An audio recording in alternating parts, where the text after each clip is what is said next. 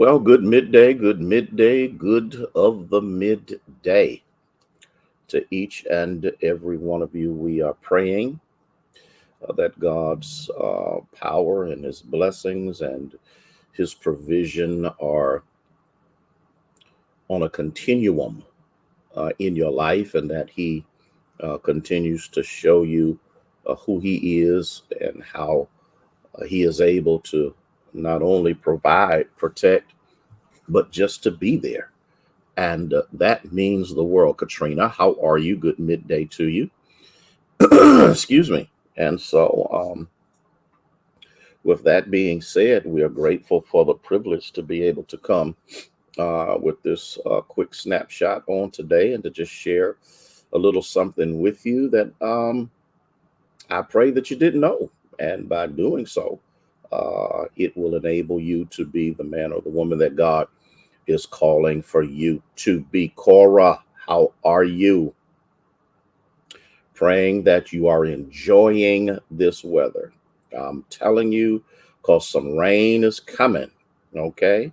Kathy, how are you? Minister Sarah, good to have you. Nancy, bless the Lord for you. Thea, I see you. And Denise, good midday to all of you.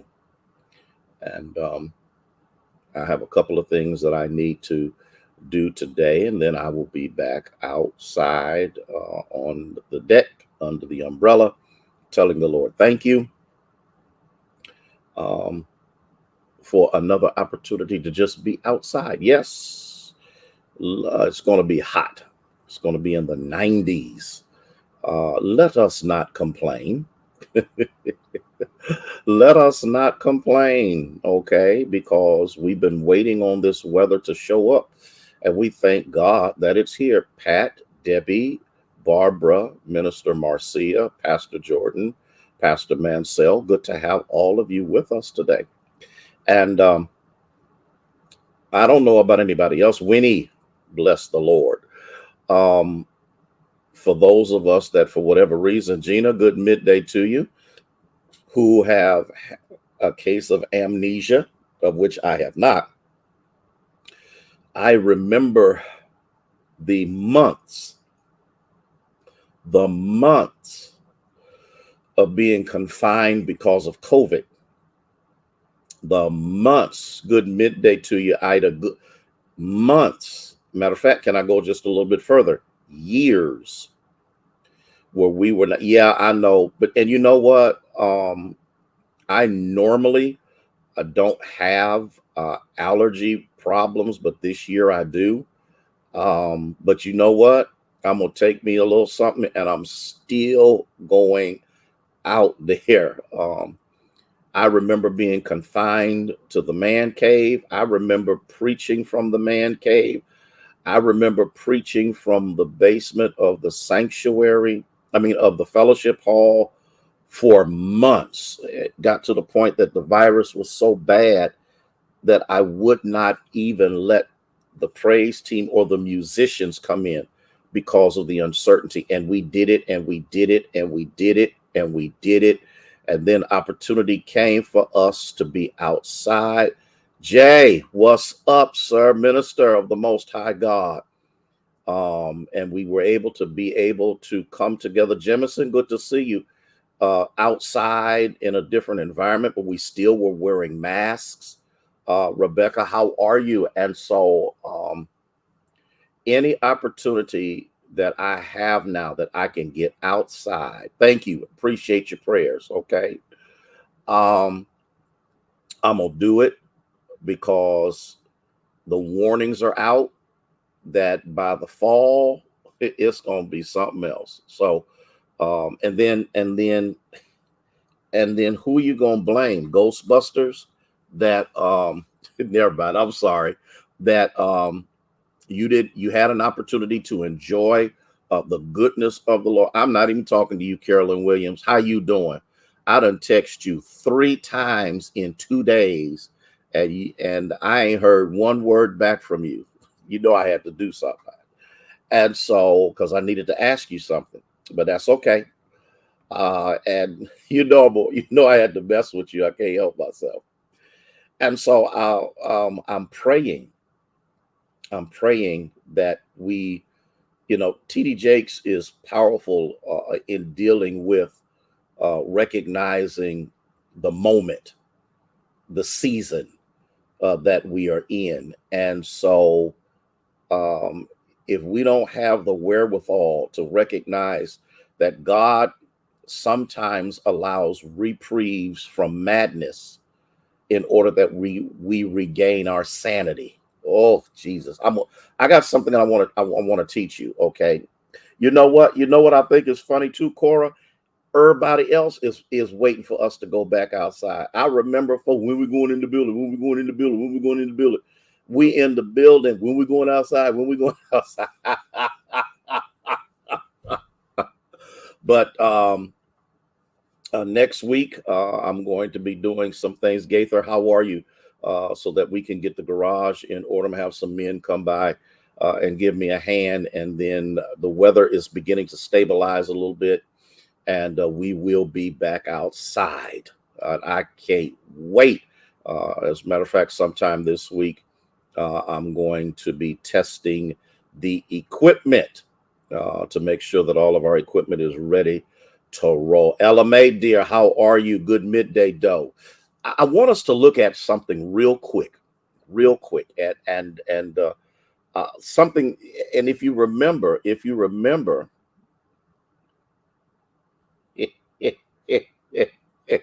I'll let you slide this time. This time. Okay, that we are God's masterpiece. And remember this. Remember, I told you it doesn't matter whether your hair is nappy, long, yours not, dark, medium, light, whatever.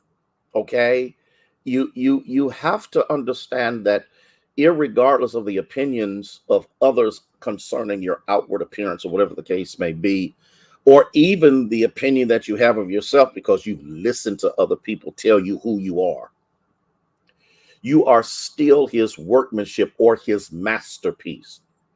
Everything about you is uniquely crafted just for you. Good midday, Sabrina. And I'm going to show you just how meticulous God is in orchestrating your life.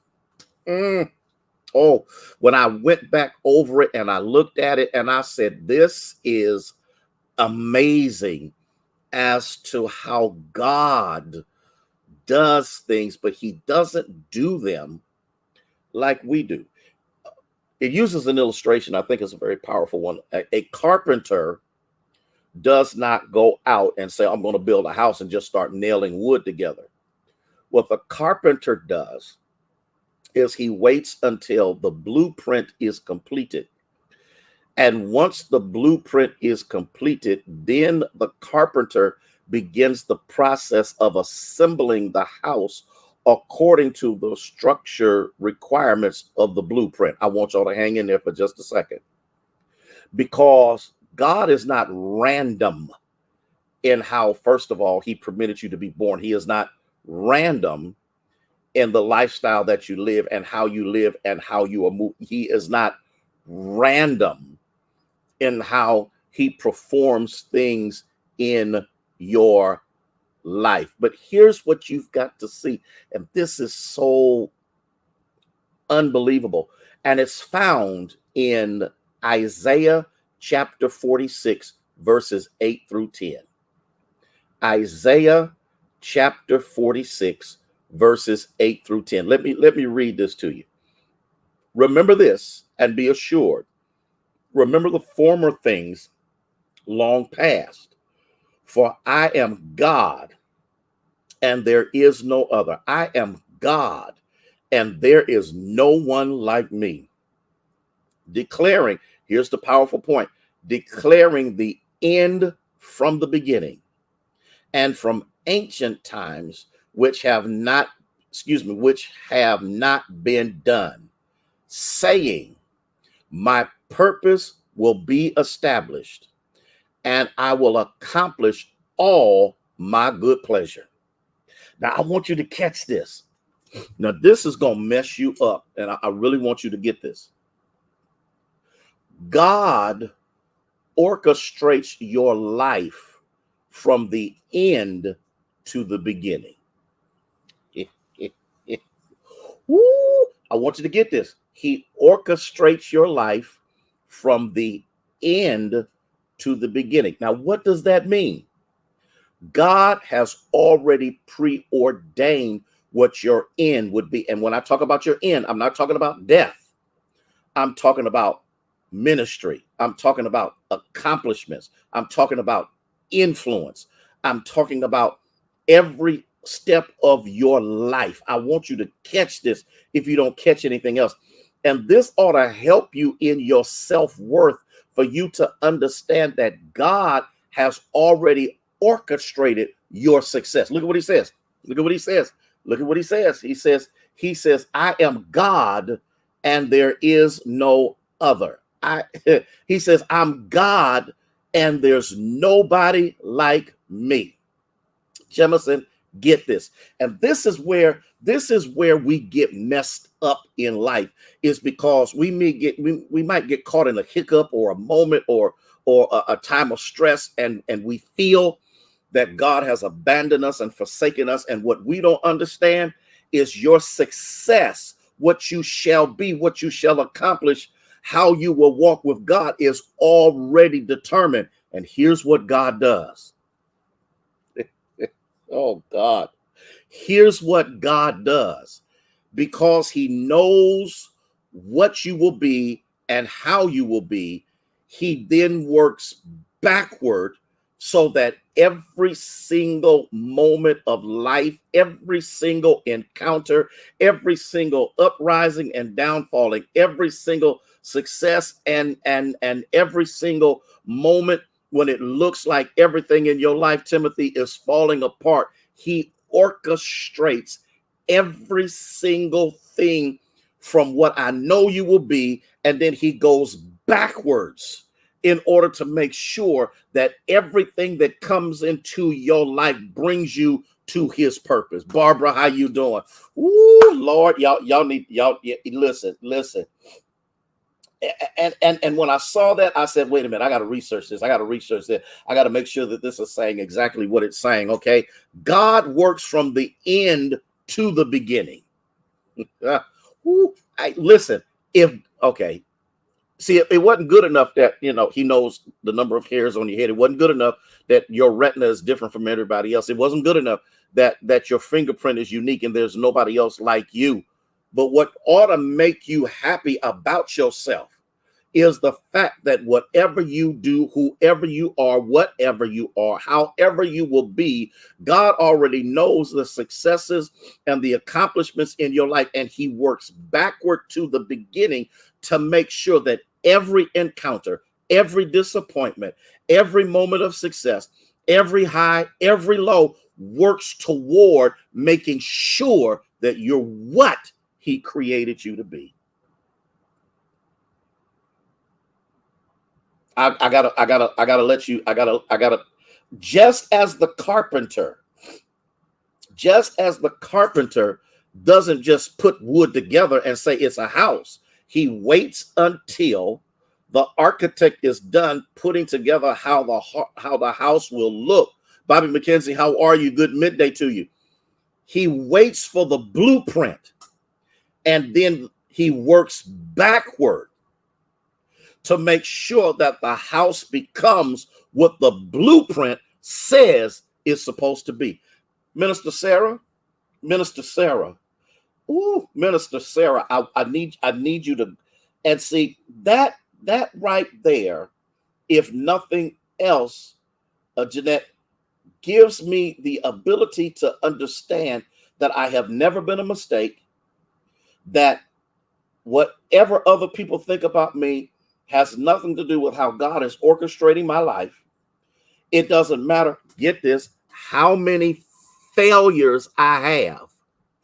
God has taken all of that and orchestrated it in such a way, in a methodical process, to make sure that you are fearfully and wonderfully made, and you recognize that because he works all things together for good to them that love God and are the called according to his purpose. So what does this mean? What does this mean?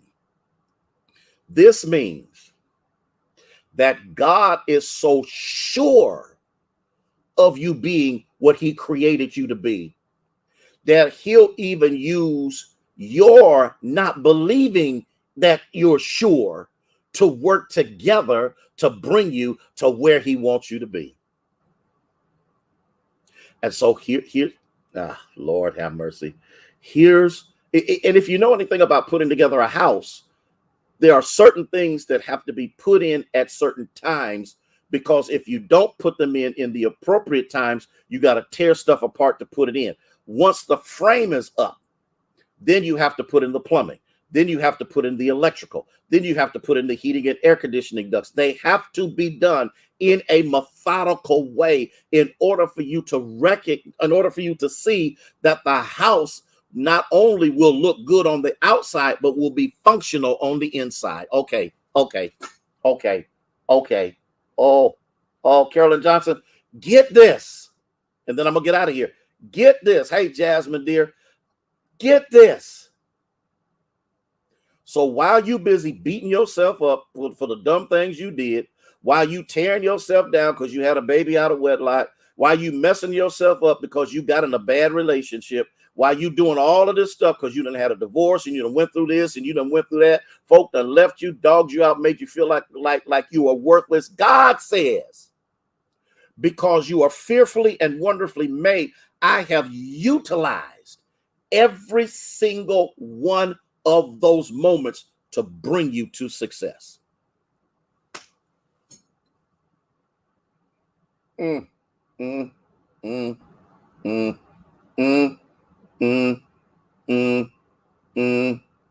gonna wait on you. I'm gonna wait on you. And how much of our lives have we wasted beating ourselves up and tearing ourselves down, not realizing that those moments when we thought we were defeated, we were actually being prepared for greatness. Hey, Yana, how you doing?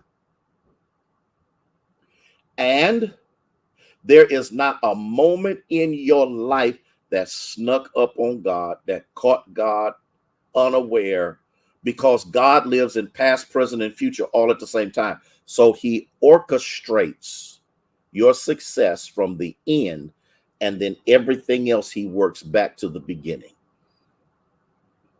In case that wasn't good enough to mess you up, God already knows how long you live. God already knows, even if you don't know, who your birth parents are. God already knows that in some situations, family will disappoint you, let you down, or even devastate you.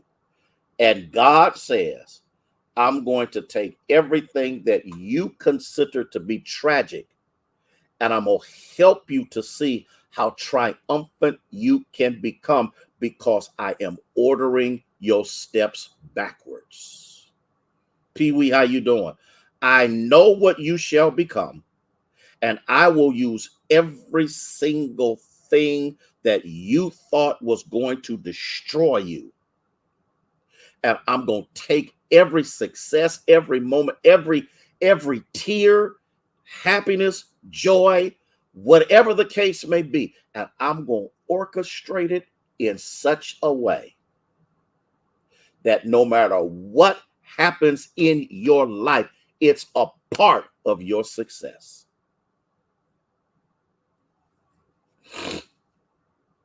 So now here's my question. According to Isaiah 46, 8 through 10, now my question is, how you gonna live?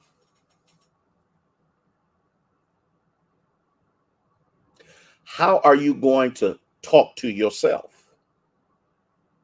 What are you going to say to yourself from this point forward, which now you recognize that because God knows you're in from the beginning and he has taken all of those things to bring you to good success. Now what do you what do you have? What do you say to your naysayers, or do you quit saying anything? Wait. What do you say to your detractors or your enemies or your haters, or do you quit saying anything? Because all of those things are working together for your good, because you've been called out of darkness into light. And because of that, God even uses the darkness in your life to bring light out of you. And every day when you get up, you have to tell yourself, I won't be defeated. I'm fearfully and wonderfully made. This is the day the Lord has made. See, when we say stuff like that, we need to understand that if God allows you to see another day, it has been orchestrated for your good, even if it's devastating, because all of your good days will outweigh your bad days. And let me tell, can I tell you one more thing? I'm gonna let you go. I got another minute and then I got to get out of here. Hey, Lisa.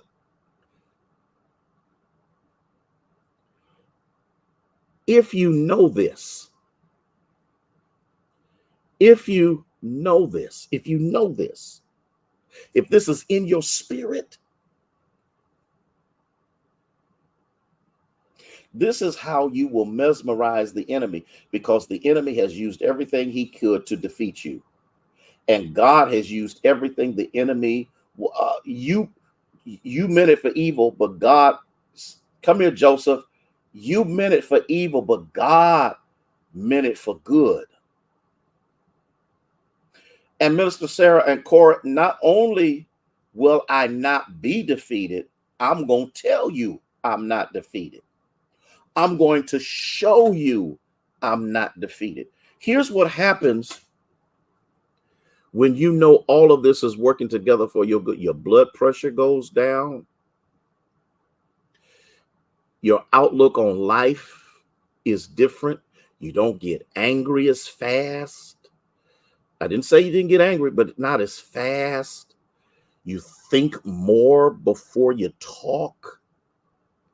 You recognize that some things are just not worth your time arguing about. You recognize that you are fearfully and wonderfully made. And so out of all of that, that's it. I can show you better than I can tell you. And I'm going to walk away happy and with peace, while you walk away angry and disturbed. I don't have time to be miserable.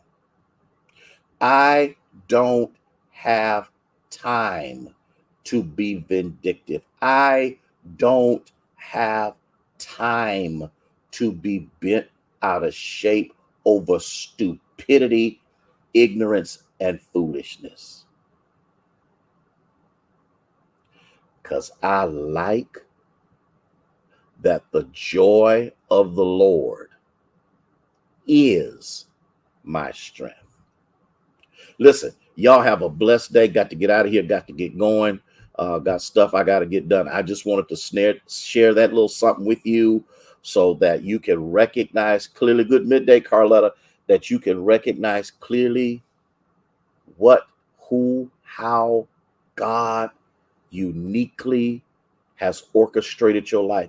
And he's not a cookie cutter God. There's not going to be another one like you, but are you going to live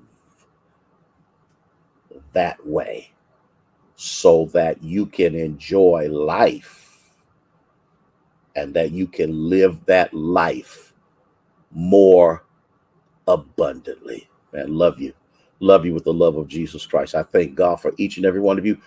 thank you for allowing me to be a part of your life today.